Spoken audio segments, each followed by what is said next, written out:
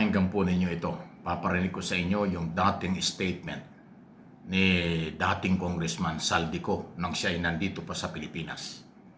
Bago siya umalis at nung imbestigahan at nakasuhan ay hindi na bumalik ng Pilipinas. Iba ang kanya sinasabi noon kaysa ngayon. Pakinggan po ninyo ito. Kung saan nililihis na naman niya ang mga issue. Talaga pong tatak Duterte na yata ang pambubudol. Mula sa peking war on drugs, peking good governance, peking pagkontra sa korupsyon, at ngayon, peking sagot sa mga issue. Una, simpleng tao lang daw siya, pero mahigit 400 bodyguards. Siya lang po ang kaisa-isang vice president sa kasaysayan ng Pilipinas na may ganon kadaming security. May sarili pang vice presidential security group. Never happened in the history of the Philippines. Nag-iisa nga siyang humarap sa pagdinig ng Committee on Appropriations, pero sangkaterba naman ang bodyguard sa labas ng conference room. Humiling pa ng pagkain para sa 100 gwardiya na dala-dala niya at hindi naman kinain. Hindi po ba't pangiinsulto at pag-aaksaya ito ng resources ng gobyerno? Pangalawa, sinasabi niya hindi lang daw sanay ang ilang miyembro ng Kongreso na hindi makuha ang sagot na gusto nila. Karapatan at trabaho ng Kongreso ang pagbubusisi ng budget. Ang hindi niya pagsagot sa maayos na tanong at lalo pa ang hindi niya pagdalo sa hearing ngayon ay nagpapakita na kawalang respeto at paggalang sa mga kinatawan ng taong bayan. Hindi lang po kongresista ang winalanghiyan niya dito, kung hindi ang buong sambayanang Pilipinas. Tinatakpan niya ang hindi pagsagot sa tanong sa pamamagitan ng pag-iinsulto sa mga kongresista na ginawa lang naman ng kanilang mga trabaho. Gusto nila ang inter-branch courtesy, pero siya mismo walang kortesiya sa Kongreso. Pangatlo, malinaw na pambubudol o panlilinlang sa mga Pilipino ang pagsasabi niyang kinikilala niya ang kapangyarihan ng Kongreso sa budget. Malinaw naman sa tao, live sa TV at internet, kung ano ang kanyang asal.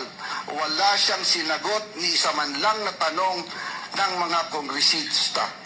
Abogado pa naman siya, pero mukhang absent siya nung tinuro ang prinsipyo ng separation of powers at Kongreso bilang co-equal, kapantay ng sangay ng gobyerno ng ehekutibo. Batay sa ating representative democracy, ang mga kongresista ay binoto bilang kinatawan ng taong bayan. Kaya kapag ang isang kongresista ay nagtatanong sa paggamit ng budget, siya ay nagtatanong hindi lang bilang individual, kundi bilang kinatawan ng Pilipinong bumoto sa kanya. Demokrasya at hindi po tayo monarkiya. Wala tayong hari at reyna. Sunset na po ang dating administrasyon. Kaya wala pong karapatan ang ating mga halal na opisyal na umastang parang masasakupan niya lang ang mga kinatawan ng taong bayan. Pang-apat, paulit-ulit niyang sinasabi, I will defer to the wisdom of Congress. Pero hindi naman po ito totoo. Kasi kung totoo ito, sasagutin niya mga tanong ng mga mambabatas, lalo na sa issue ng confidential fund. Ayun. Ha? Mas matapang pa si Sara kay Nitigo? Nakita nyo? Ayan, no? Hindi kailangan ng... Nakita nyo? Nadinig nyo yung pahayag? Dating congressman na ngayon ay kinasuhan kaya ayaw bumalik ng bansa. Dating chairman ng Committee on Appropriation Mr. Saldico. O paano ngayon yan? Paano yan? Mga Duterte supporters, nadinig nyo? Grabe yung sagot. Pagbuko, lahat ng sinabi ni Mr. Saldico laban kay Sara Duterte at sa nakaraang gobyerno. Pati yung sangkatutak ng mga bodyguard kung kanyang dalhin kung saan siya magpunta, nabanggit pa rin. Kawalan ng respeto, paggalang sa Kongreso at sa mga congressman na elected ng taong bayan. Yan ang sinasabi ni Mr. Ko. Ang kanyang sinabi noon, abusado, umabuso ang nakaraang gobyerno at si Sara Duterte. Tapos ngayon, nag-iba matapos siyang imbestigahan, kasuhan ng plunder, malversation of public fund at marami pang criminal cases. Iba na ang sinasabi ni Saldico. Matapos niyang upakan ng matindi si Sara Duterte. Ngayon ang dating, ginagamit ngayon at pinaniniwalaan sila ngayon ng mga Duterte at ng mga Duterte supporters doon sa pag-aakusa ng mali-maleta. Sino ang dapat paniwalaan? Ano ang dapat paniwalaan dito? Yung unang sinabi ni Saldico na banat laban kay Sara Duterte? O itong ngayon kanya sinasabi na kinakampihan ng mga Duterte at followers laban sa administrasyon at ibang politikong nag-imbestiga sa kanya at sabit sa korupsyon? Ayan na ho yung sinasabi natin eh. Hindi yan peke, hindi yan AI. Ginamit at sinabi yan ni Saldico nung siya kasalukuyan na chairman ng Committee on Appropriation.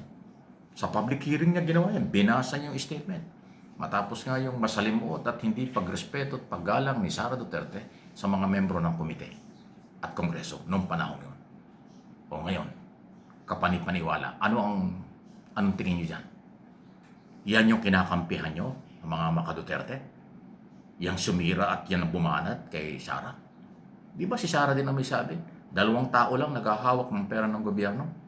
Si Saldico at saka si dating speaker. Ngayon, binalikan siya. Hindi niya masagot. O, kita nyo? Ang katotohanan ay lalabas at lalabas. Ang mga panlilinlang at pagpapalabo ng isyo, hindi ho yan magtatagumpay. Kasi hindi na ho ang mga tao naniniwala sa ganon.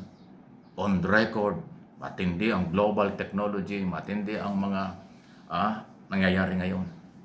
Malinaw hindi AI yung sinabi.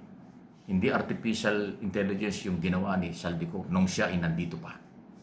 Ang pinagdududahan ngayon na posibleng AI ay yung kanyang inilabas na issue ng mali-maleta na siya nagbibigay ng statement na pare-parehas ang dating, na parang ginawa lang. Ay ibang-iba. Yung ikumpara yung pagsasalita ni Saldico nung siya ay active na congressman at nung hindi na siya congressman. Di ba? Alin ang papaniwalaan doon? Pero paalala lang sa mga Duterte supporters. Paano yan? On record yan. Hindi yan fake news. Yan ang totoo. Paano ngayon yan? Paano tayo maniniwala dito sa mga nangyayari yan? Talaga lang